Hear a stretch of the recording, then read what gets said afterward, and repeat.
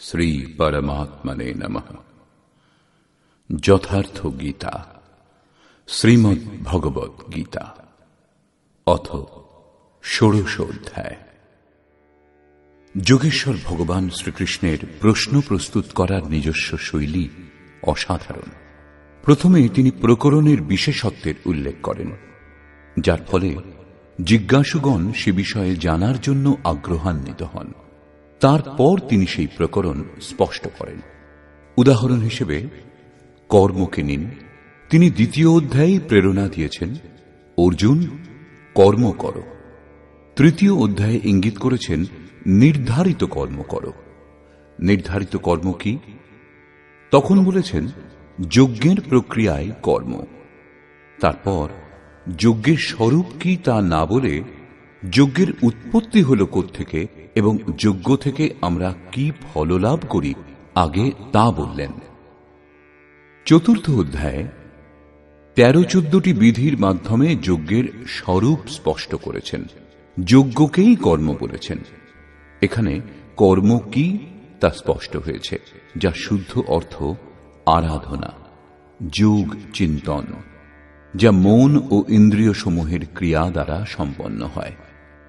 এইরূপ তিনি নবম অধ্যায়ে দৈবী ও আসুরী প্রবৃত্তির উল্লেখ করেছেন।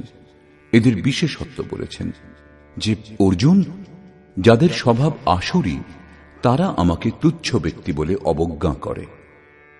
মনুষ্য দেহ আশ্রয়পূর্বক ব্যবহার করি, কারণ মনুষ্য দেহেই আমি এই স্থিতি লাভ করেছি।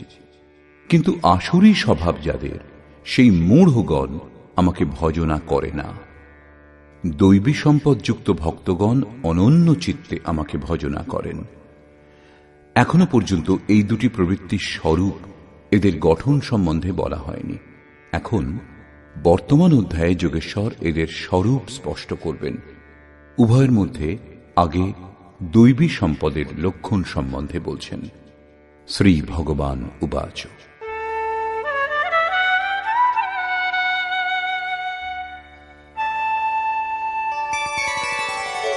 অভয়ং সত্ত্ব সংশুদ্ধির জ্ঞানযোগ ব্যবস্থিতিঃ দানম দমশ্চ যজ্ঞশ্চ স্বাধ্যায়স্তপ আর্জবম। ভয় শূন্য, অন্তঃকরণের শুদ্ধতা, তত্ত্বজ্ঞানের জন্য ধ্যানে অচল স্থিতি অথবা নিরন্তর একাগ্রতা, সর্বস্বের সমর্পণ, উত্তম রূপে ইন্দ্রিয় সমূহের দমন, যজ্ঞের আচরণ, যেরূপ স্বয়ং শ্রীকৃষ্ণ চতুর্থ অধ্যায় বলেছেন। সংযমাগ্নিতে আহুতি, ইন্দ্রিয়াগ্নিতে আহুতি, প্রাণ অপানে আহুতি এবং শেষে জ্ঞানাগ্নিতে আহুতি, অর্থাৎ আরাধনার প্রক্রিয়া, যা কেবল মন ও ইন্দ্রিয় সমূহের অন্তর্ক্রিয়া দ্বারা সম্পন্ন হয়। তিল, জব, বেদী ইত্যাদি সামগ্রী দ্বারা যে যজ্ঞ সম্পন্ন হয়, সেই যজ্ঞের এই গীতোক্ত যজ্ঞের সঙ্গে কোনো সম্পর্ক নেই। শ্রীকৃষ্ণ এইরূপ কোন কর্মকাণ্ডকে যজ্ঞ বলে স্বীকার করেননি। স্বাধ্যায় অর্থাৎ যে অধ্যয়ন স্বস্বরূপের দিকে এগিয়ে যেতে সাহায্য করে, তপস্যা অর্থাৎ মন ও ইন্দ্রিয় সমূহকে ইষ্টের অনুরূপ তৈরি করা, এবং আর্জবম দেহ, ইন্দ্রিয় সমূহ ও অন্তঃকরণের সরলতা।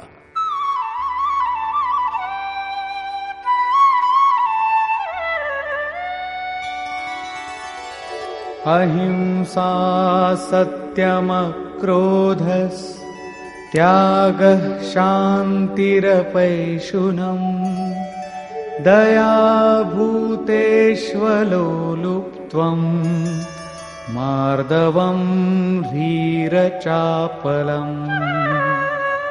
অহিংসা অর্থাৎ আত্মার উদ্ধার, আত্মাকে অধোগতিতে নিয়ে যাওয়াই হিংসা। শ্রীকৃষ্ণ বলছেন, যদি আমি সাবধান হয়ে কর্ম না করি, তাহলে এই সকল প্রজার হননকর্তা এবং বর্ণ সংকরের কর্তা হব। আত্মার শুদ্ধ বর্ণ হল পরমাত্মা। আত্মা যখন প্রকৃতির মধ্যে দিগ্ভ্রান্ত হয়, তখনই বর্ণ সংকর উৎপন্ন হয়। আত্মার হিংসা একেই বলা হয়, এবং আত্মার উদ্ধার করাকে অহিংসা বলা হয়। সত্য, সত্যের তাৎপর্য যথার্থ ও প্রিয় বাক্য নয়। আপনি যদি বলেন এই বস্ত্রটি আমার, তাহলে কি আপনি সত্যি বলছেন? এর থেকে বড় মিথ্যা আর কি হবে? দেহটাই যখন আপনার নয়, নশ্বর, তখন এই দেহ আবৃত করার বস্ত্র আপনার কি করে হতে পারে? বস্তুত যোগেশ্বর স্বয়ং সত্যের স্বরূপ বলেছেন যে, অর্জুন, সত্য বস্তুর তিন কালে অভাব নেই। এই আত্মাই সত্য, পরম সত্য। এই সত্যে দৃষ্টি স্থির করা, ক্রোধহীনতা, সর্বস্বের সমর্পণ, শুভাশুভ কর্মফলের ত্যাগ, চিত্তচাঞ্চল্যের অভাব, লক্ষ্যের বিপরীত নিন্দিত কাজ না করা, সর্বভূতে দয়া, ইন্দ্রিয়সমূহ বিষয়ের সঙ্গে সংযুক্ত হলেও বিষয়ে আসক্তির অভাব, কোমলতা, লক্ষ্য থেকে বিমুখ হতে লজ্জা, ব্যর্থ চেষ্টার অভাব, এবং তেজঃ ক্ষমা ধৃতিঃ শৌচম অদ্রোহো নাতিমানিতা ভবন্তি সম্পদম দৈবীম অভিজাতস্য ভারত। তেজ, যা একমাত্র ঈশ্বরে আছে, তার তেজে যিনি কার্য করেন। মহাত্মা বুদ্ধের দৃষ্টি নিক্ষেপ মাত্র অঙ্গুলিমালের বিচারে পরিবর্তন হয়েছিল। সেই তেজের জন্য এই রূপ সম্ভব হয়েছিল, যার দ্বারা কল্যাণ হয়। এই তেজ বুদ্ধের মধ্যে ছিল। ক্ষমা, ধৈর্য, শুদ্ধি, অবৈরী ভাব, পূজনীয় হবার ভাব যার মধ্যে নেই। হে অর্জুন, দৈবী সম্পদ প্রাপ্ত পুরুষের মধ্যে এই লক্ষণ দেখা যায়। এইভাবে 26টি লক্ষণ বললেন, যা সাধনাতে পরিপক্ক পুরুষের মধ্যেই থাকা সম্ভব, এবং আংশিক রূপে আপনার মধ্যেও আছে। এবং আসুরী প্রবৃত্তি যাদের মধ্যে বিশেষ রূপে সক্রিয়, এইরূপ মানুষের মধ্যেও এই সব গুণ আছে, কিন্তু প্রসুপ্ত অবস্থাতে। তবেই তো ঘোর পাপীও কল্যাণের অধিকারী। এখানে আসুরী সম্পদের প্রমুখ লক্ষণ বলছেন। দম্ভো দর্পোऽভিমানশ্চ ক্রোধঃ পারুষ্যমেব চ অজ্ঞানং চাভিজাতস্য পার্থ সম্পদমাসুরীম। হে পার্থ, দম্ভ, দর্প, অভিমান, ক্রোধ, কঠোর বাক্য ও অজ্ঞান, এগুলি আসুরী সম্পদ প্রাপ্ত পুরুষের লক্ষণ। এই দুই সম্পদের কাজ কি? দৈবী সম্পদ বিমোক্ষায় নিবন্ধায় আসুরীমতা মা শুচঃ সম্পদম দৈবী অভিজাতোসি পাণ্ডব। এই দুই সম্পদের মধ্যে দৈবী সম্পদ বিমোক্ষায়, মুক্তির কারণ, এবং আসুরী সম্পদ বন্ধনের কারণ বলা হয়েছে। হে অর্জুন, শোক করো না, কারণ তুমি দৈবী সম্পদ প্রাপ্ত পুরুষ। মুক্তি লাভ করবে, অর্থাৎ আমাকে লাভ করবে। সেই সম্পদ দুটি কোথায় থাকে?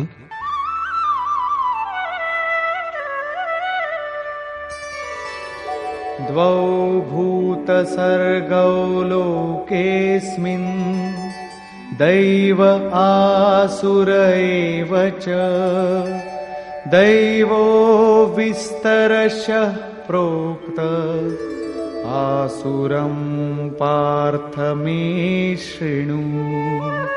হে অর্জুন, এই লোকে ভূতগণের স্বভাব দুই প্রকারের হয়, দেব স্বভাব এবং অসুর স্বভাব। যখন দৈবী সম্পদ হৃদয়ে কাজ করে, তখন এই মানুষই দেবতা, এবং যখন আসুরী সম্পদের বাহুল্য ঘটে, তখন এই মানুষই অসুর হয়। সৃষ্টিতে কেবল এই দুটি জাতিরই মানুষ বিদ্যমান। তার জন্ম আরব দেশ অথবা অস্ট্রেলিয়া যেখানেই হয়ে থাকুক, তিনি এই দুটির মধ্যেই কোনো একটি সম্পদ যুক্ত হবেন। এখন পর্যন্ত দেব স্বভাব সম্বন্ধেই বিস্তারিতভাবে বলা হয়েছে। এবার অসুর স্বভাব সম্বন্ধে আমার কাছে শোনো। প্রবৃত্তিঞ্চ নিবৃত্তিঞ্চ জনা ন বিদুরাসুরাঃ ন শৌচম নাপি চাচারো ন সত্যম তেষু বিদ্যতে। হে অর্জুন, অসুর স্বভাব বিশিষ্ট ব্যক্তিগণ কার্যম কর্মে প্রবৃত্ত এবং অকর্তব্য কাজ থেকে নিবৃত্ত হতে জানে না। সেই জন্য তাদের মধ্যে শুদ্ধি থাকে না, আচরণ এবং সত্যও থাকে না। ওই ব্যক্তিগণের বিচারধারা কিরূপ হয়? असत्यम प्रतिष्ठं ते जगदाहुरनीश्वरम् अपरस्पर सम्भूतं किमन्यत् काम हेतुकम्। আসুরী প্রকৃতির ব্যক্তিগণ বলে, এই জগৎ আশ্রয় রহিত, মিথ্যা ও ঈশ্বর ব্যতিরেকে স্ত্রী পুরুষের সংযোগেই উৎপন্ন হয়েছে। সেই জন্য ভোগ উপভোগ করা ভিন্ন আর কি আছে?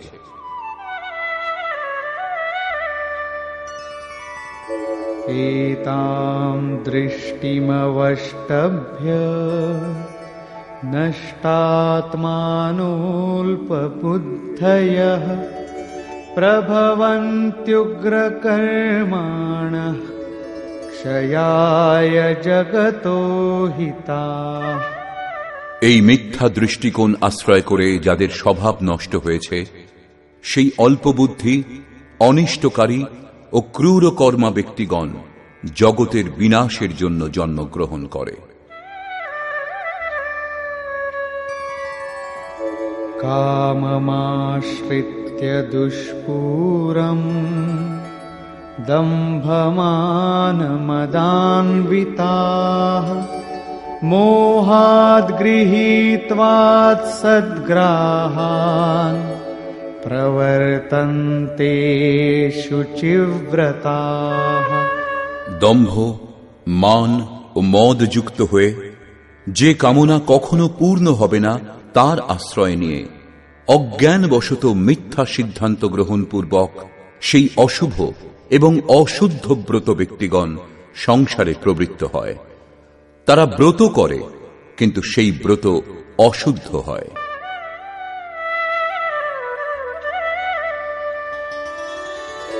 চিন্তাম পরিমেয়াঞ্চ প্রলয়ান্তামুপাশ্রিতাঃ কামোপভোগপরমা এতাবদিতি নিশ্চিতাঃ। তারা মৃত্যুকাল পর্যন্ত অনন্ত চিন্তার আশ্রয় গ্রহণ করে, বিষয় ভোগের জন্য তৎপর, আনন্দ এইটুকু এইরূপ চিন্তা করে।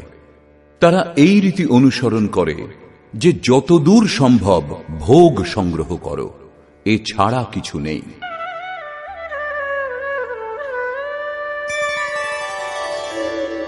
आशापाशशतैर्बद्धाः कामक्रोधपरायणाः ईहन्ते कामभोगार्थम् अन्यायेनार्थसञ्चयान्। শত শত আশারূপ ফাঁসে আবদ্ধ, একটা ফাঁসেই মানুষের মৃত্যু হয়। এখানে শত শত ফাঁস দ্বারা কাম ও ক্রোধের অধীন হয়ে তারা বিষয় ভোগের জন্য অন্যায়পূর্বক ধনাদি বহু পদার্থ সংগ্রহের চেষ্টা করে। ধনের জন্য তারা দিবারাত্রি অসামাজিক কাজে প্রবৃত্ত থাকে। আরো বলছেন, ইদমদ্য ময়া লব্ধম ইমং প্রাপ্স্যে মনোরথম ইদমস্তিদমপি মে ভবিষ্যতি পুনর্ধনম। তারা চিন্তা করে, আজ আমার এই লাভ হয়েছে, এই মনোরথ ভবিষ্যতে পূর্ণ হবে। আজ আমার এত ধন আছে, এত ধন ভবিষ্যতে লাভ হবে।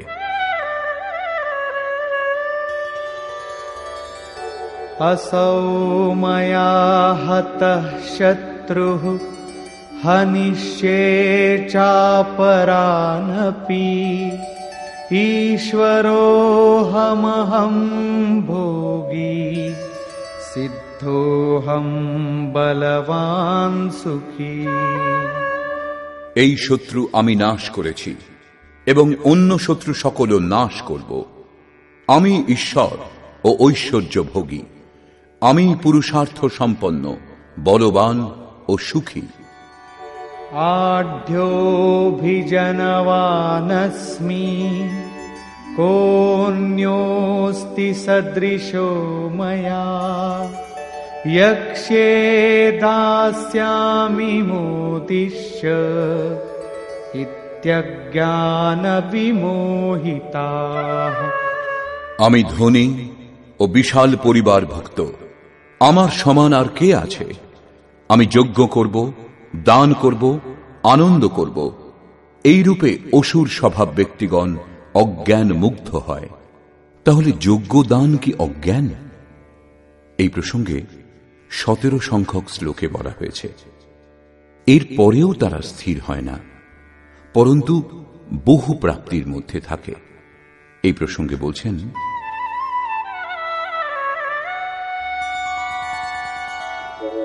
अनेकचित्तविभ्रान्ता मोहजालसमावृताः प्रसक्ताः कामभोगेषु पतन्ति नरकेषु च। বহু সংকল্পে বিক্ষিপ্ত চিত্ত, মোহজালে জড়িত এবং বিষয় ভোগে আসক্ত হয়ে সেই অসুর স্বভাব ব্যক্তিগণ অপবিত্র নরকে পতিত হয়। পরে শ্রীকৃষ্ণ স্বয়ং বলবেন নরক কাকে বলে।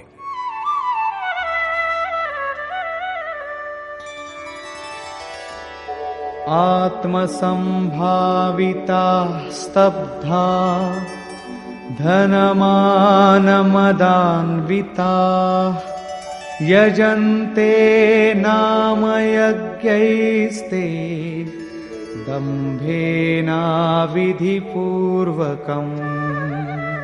তারা আত্মশ্লাঘা বিশিষ্ট, ধন ও মানের মদযুক্ত হয়ে দম্ভের সঙ্গে শাস্ত্রবিধি লঙ্ঘনপূর্বক নামমাত্র যজ্ঞের অনুষ্ঠান করে। যে যজ্ঞ শ্রীকৃষ্ণ বলেছেন সেই যজ্ঞই কি করে? না, সেই বিধি ত্যাগ করে করে। কারণ বিধি সম্বন্ধে স্বয়ং যোগেশ্বর বলেছেন 4th অধ্যায়ের 24 থেকে 33 সংখ্যক শ্লোকে এবং 6ষ্ঠ অধ্যায়ের 10 থেকে 17 সংখ্যক শ্লোকে।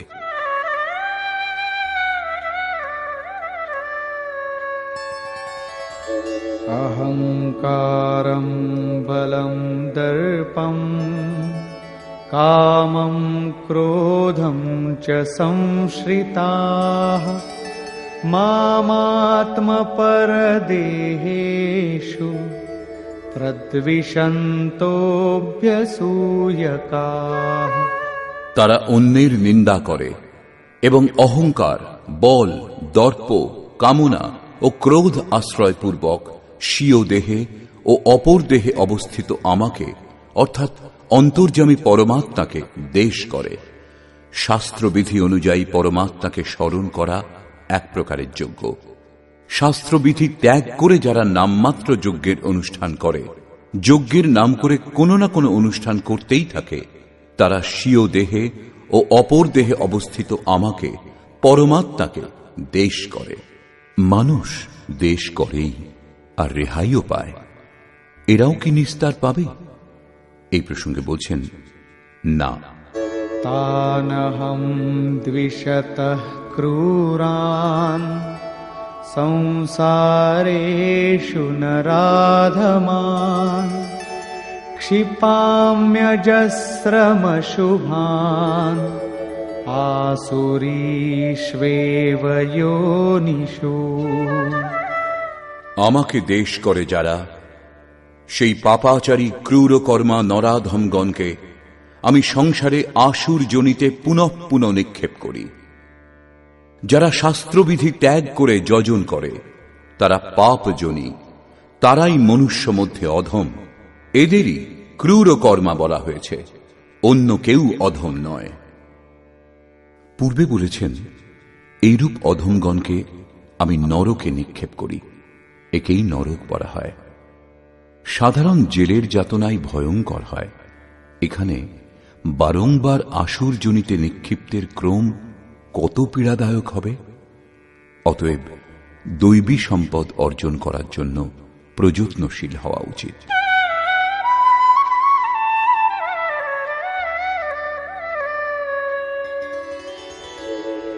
आसुरीं योनिमापन्ना मूढा जन्मनि जन्मनि मामप्राप्यैव कौन्तेय ततो यान्त्यधमां गतिम्।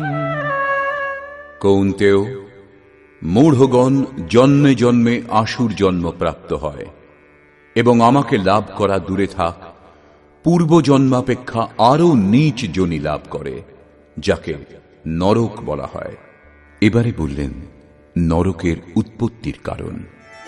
त्रिविधं नरकस्येदं द्वारं नाशनमात्मनः कामः क्रोधस्तथा लोभस् तस्मादेतत्त्रयं त्यजेत्। কাম, ক্রোধ এবং লোভ এই তিনটি নরকের দ্বার স্বরূপ। এরা আত্মার অধোগতিদায়ক, অতএব এই তিনটি ত্যাগ করা উচিত। সমস্ত আসুরি সম্পদ এই তিনটির অন্তর্ভুক্ত। এদের ত্যাগ করলে কি লাভ হয়? एतैर्विमुक्तः कौन्तेय तमोद्वारैस्त्रिभिर्नरः आचरत्यात्मनः श्रेयः ततो याति परां गतिम्। কৌন্তেয়, এই তিনটি নরক দ্বার থেকে মুক্ত হলে মানুষ স্বীয় কল্যাণ সাধনে সমর্থ হয় এবং সেই অনুষ্ঠান বশত সে পরম গতি অর্থাৎ আমাকে লাভ করে। এই তিনটি বিকার ত্যাগ করার পরেই মানুষ নিয়ত কর্মের অনুষ্ঠান করে, যার পরিণাম পরম শ্রেয়।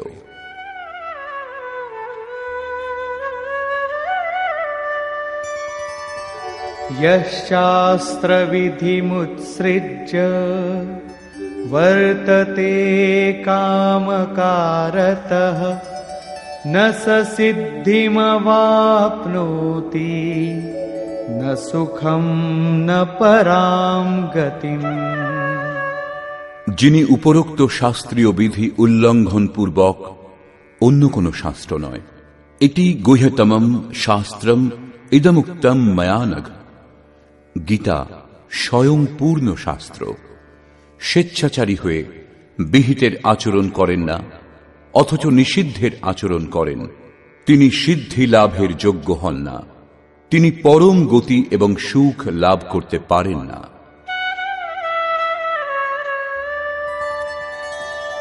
तस्मात् शास्त्रं प्रमाणन्ते कार्याकार्यव्यवस्थितौ ज्ञात्वा शास्त्रविधानोक्तं कर्म कर्तुमिहार्हसि।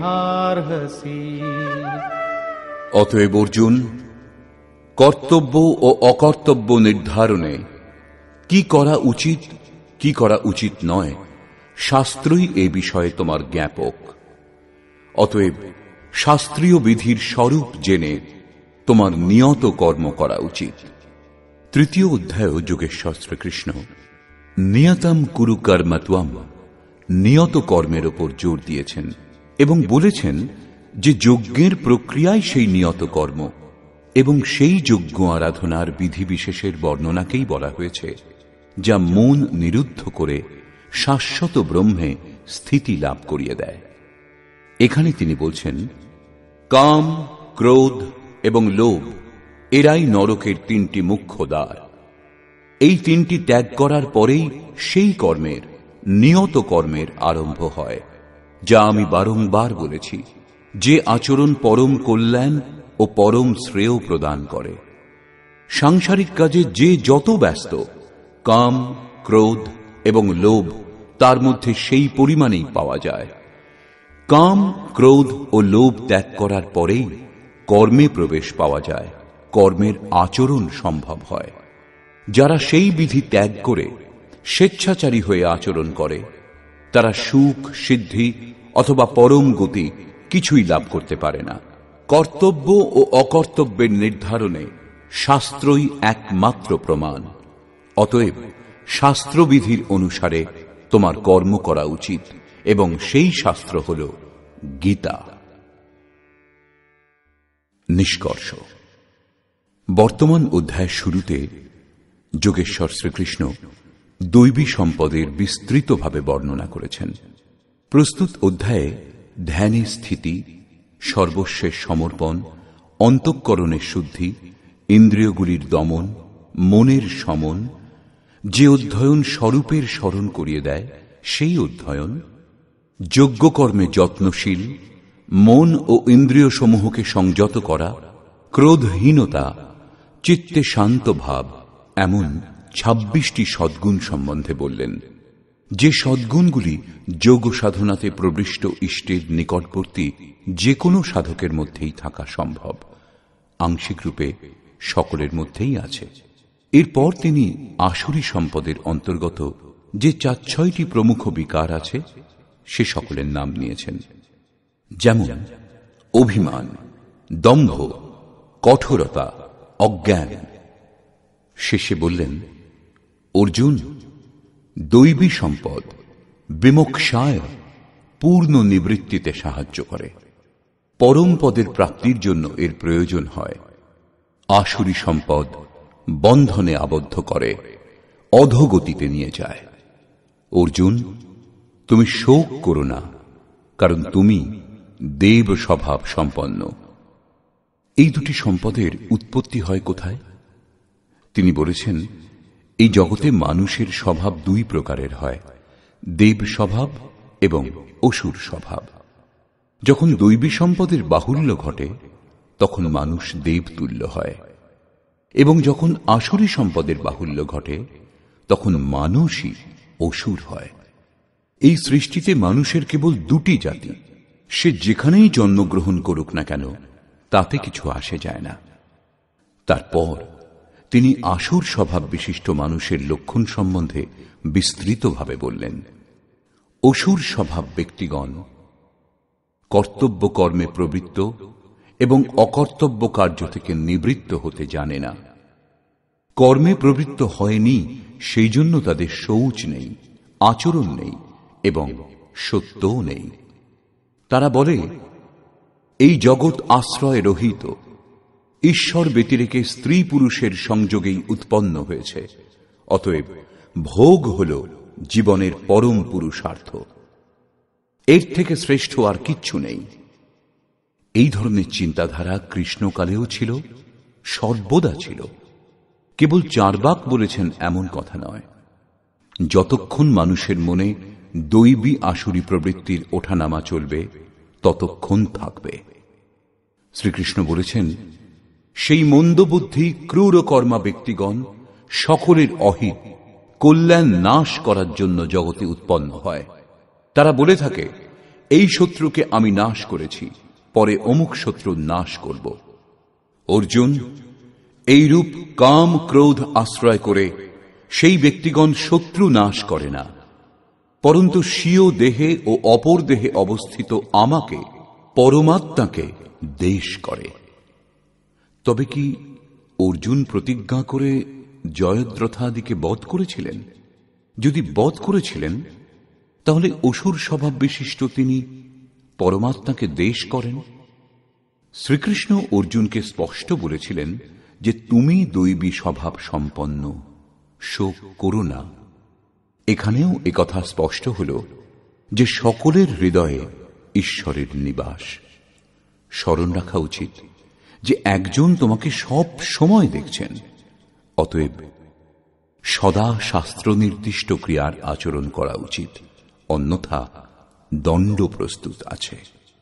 যোগেশ্বর শ্রীকৃষ্ণ পুনরায় বললেন, আসুর ভাব বিশিষ্ট ক্রূর ব্যক্তিগণকে আমি পুনঃ পুনঃ নরকে নিক্ষেপ করি। নরকের স্বরূপ কি? বললেন, বারংবার নীচ অধম জনিতে নিক্ষিপ্ত হওয়া, একে অন্যের পর্যায়ভুক্ত, এই হল নরকের স্বরূপ। কাম, ক্রোধ এবং লোভ, এই তিনটি নরকের দ্বার স্বরূপ। সমস্ত আসুরী সম্পদ এই তিনটির অন্তর্ভুক্ত। এই তিনটি ত্যাগের পরেই সেই কর্ম আরম্ভ হয় যা আমি বারবার বলেছি। অতএব কাম, ক্রোধ ও লোভ ত্যাগ করার পরেই কর্ম শুরু হয়। সাংসারিক কার্যে মর্যাদা অনুসারে সামাজিক ব্যবস্থা নির্বাহে যিনি যত ব্যস্ত, কাম, ক্রোধ ও লোভ তাঁদের মধ্যে সেই পরিমাণেই পাওয়া যায়। বস্তুত এই তিনটি ত্যাগ করার পরেই কর্মে প্রবেশ লাভ হয়, যা পরমে স্থিতি প্রদান করে। সেই জন্য কর্তব্য অকর্তব্যের নির্ধারণে শাস্ত্রই প্রমাণ। কোন শাস্ত্র? এই গীতা শাস্ত্র। কিমন্যায় শাস্ত্র বিস্তরয়। সেই জন্য এই শাস্ত্র দ্বারা নির্ধারিত কর্ম বিশেষ যথার্থ কর্ম তুমি করো। বর্তমান অধ্যায়ে যোগেশ্বর শ্রীকৃষ্ণ দৈবী ও আসুরী দুটি সম্পদেরই বিস্তৃতভাবে বর্ণনা করেছেন। তাদের স্থান মানব হৃদয় এও বলেছেন, তাদের ফল সম্বন্ধেও বললেন। অতএব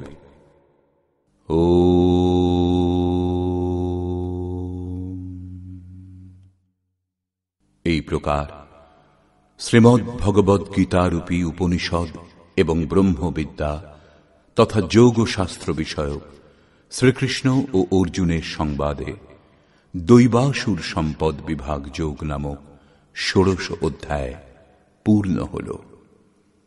এই প্রকার শ্রীমৎ পরমহংস পরমানন্দজির শিষ্য স্বামী অর্গড়ানন্দকৃত শ্রীমদ্ ভগবদ্ গীতার ভাষ্য যথার্থ গীতাতে দৈবাসুর সম্পদ বিভাগ যোগ নামক ৬ষ্ঠ অধ্যায় সমাপ্ত হল।